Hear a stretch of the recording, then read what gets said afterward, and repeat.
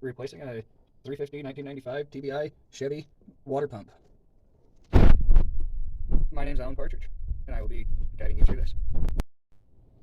First thing you'll need to remove is all the little bolts, screws out of these spots in your fan shroud. As soon as you have all those out, there's a couple down here, like right there. There's another one right there, if you can see it, but anyways, so make sure you remove all those. Once you have them all out, you can just pick up on that bad boy. Sorry, it's a little difficult with one hand. Pick that up out, drop it down. Now we can start on that water pump.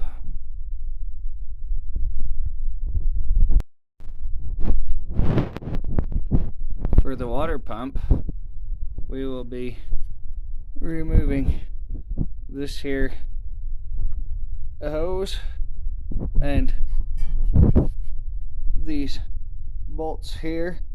There's another one on the bottom, probably another few over here, if you can see them from that angle.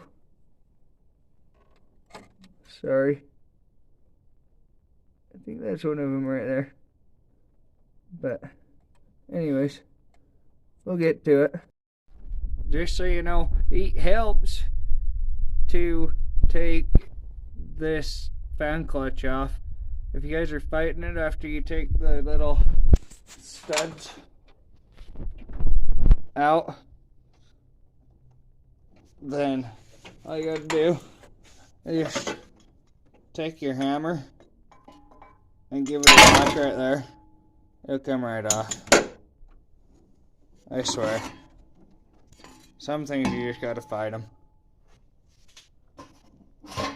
Notice how I didn't pull my belt yet? I'll pull my belt here in a few minutes, and I'll do it by putting it right here so that it comes this way, and just undo it right there, and then I'll just reroute it the same way when I'm done. So pay attention to how it's routed if you need to. There's your reference. So